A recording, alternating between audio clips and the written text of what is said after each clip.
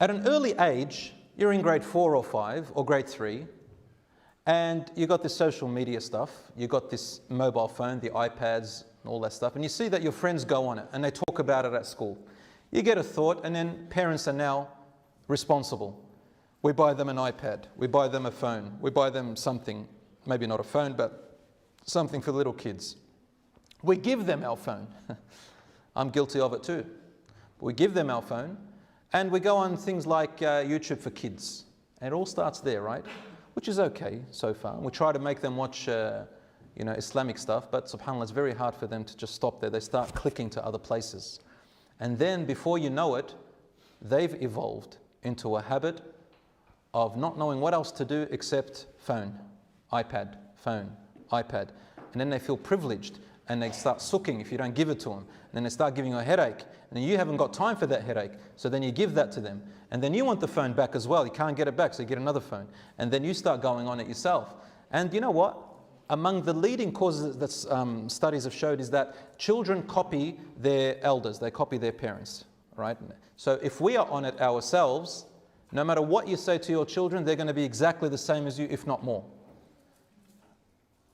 The latest studies show, as Brother Altaf said, it showed him 5 hours per day of usage. The latest studies show, on average, overall in the world, it's 2 hours per day, but I don't believe it. I think the 2 hours per day or 4 hours per day is called fragmented attention. Fragmented. It's throughout the day where you revisit the phone again and again, and then you take breaks and you revisit it again and again. So fragmented attention for about 2 hours. And that's very dangerous. Because what happens, studies have shown that when you have fragmented attention, then it lowers your level or capacity of concentration in the day, especially for the young people in our generation. As I told you, as a teacher, I see this. In the past, we knew that fish have a 7-second attention span. They say that humans had a little bit more, up to about 15 minutes or even 20 minutes. The older you are, the more concentration span you have. Children had about 10 minutes or a few minutes. And then it kept going down and down until now they say that children have a lower attention span than fish.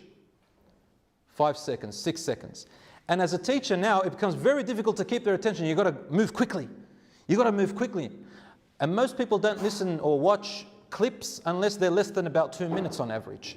It used to be 15 minutes, but now 2 minutes. Otherwise, they don't want anything. What are you going to teach in 2 minutes? Just a very quick meme or a little picture or something like that. And this fragmented attention makes us want fast information, quick information. We get bored very quick. Our attention span is very... And then again, we also scroll between things, right? Quickly, quickly, quickly, quickly, quickly, quickly. That translates into our life. You no longer can focus, you no longer can have this high capacity of concentration, you no longer can listen for a long time, you no longer can think deeply.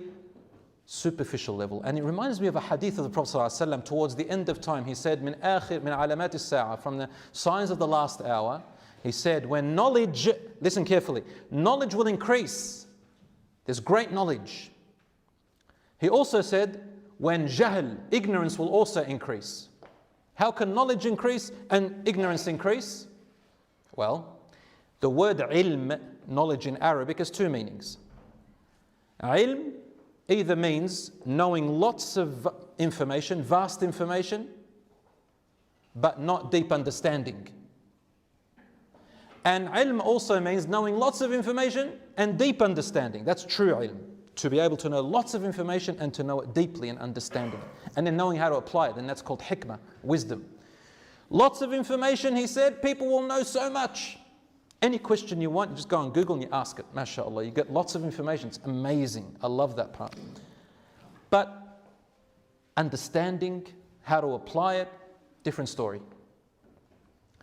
And therefore there's ignorance. We cut and paste a lot, but we don't understand what we're cutting and pasting. What is its effect on social media? What am I teaching people? My brothers and sisters, before I go on, there are many mental health issues associated with constant revisiting of social media accounts. What are they? It is reported that children, many health associations report that children between years 7 and 12, year 7 to year 12, who spent, to the age of 7 years old to 12 years old, who spent more than 2 hours per day reported higher levels of 3 things common between them: depression, anxiety, and suicidal thoughts. The phones have become a limb rather than a tool. How do you know it? Try and be without your phone for 10 minutes, half an hour, 1 hour, and see the effect on you. You feel like part of your body is missing, your limb is missing. Social media companies actually designed social media to be addictive. These are not my words, these are the words of the actual social media designers. You can easily find this on the internet and YouTube, whatever you want. They said its main purpose was how to maximize your attention. How to maximize your attention. Why do they want to maximize your attention?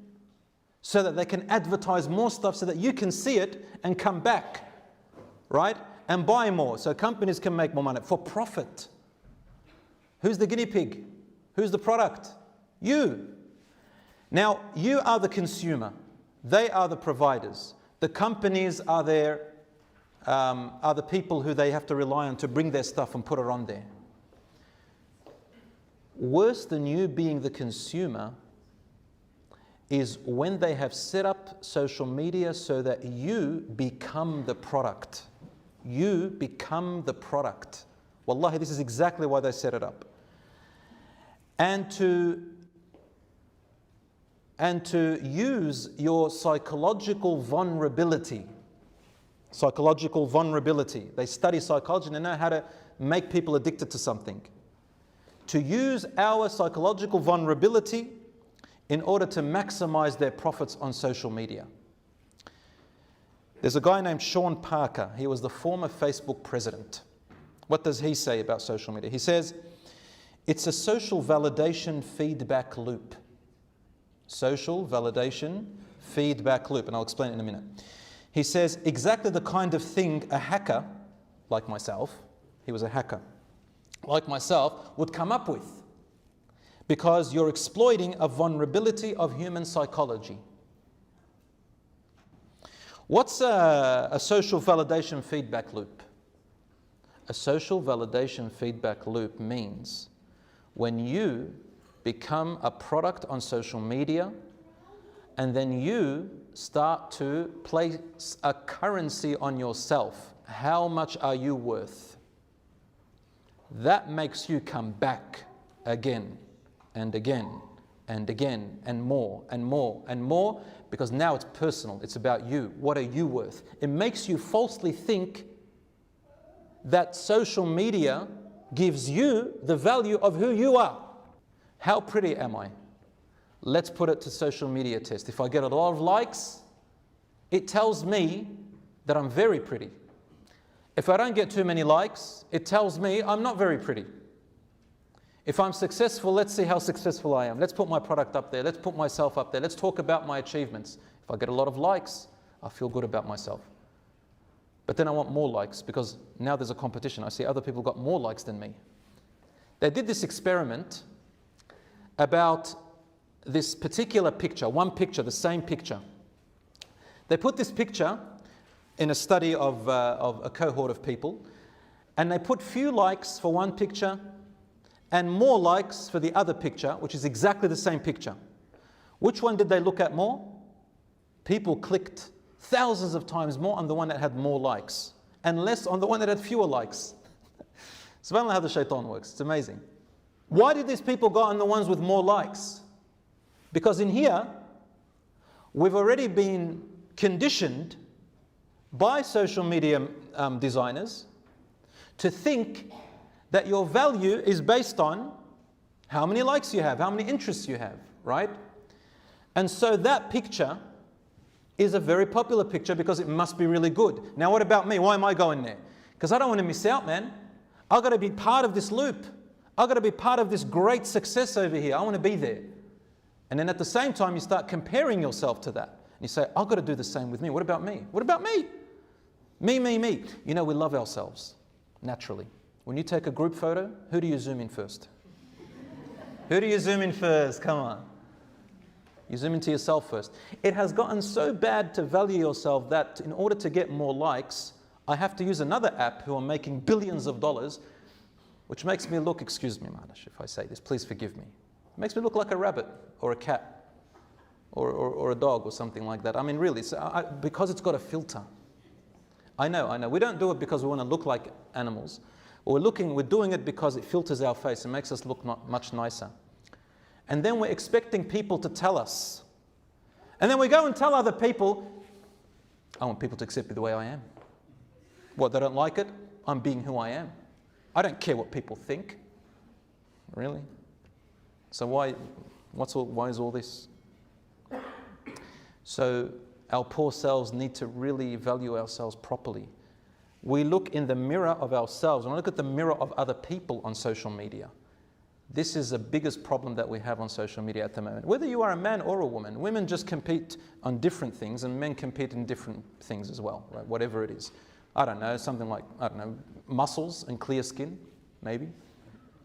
So we love to do that in order to place value on ourselves through these people who are manipulating our minds. Really.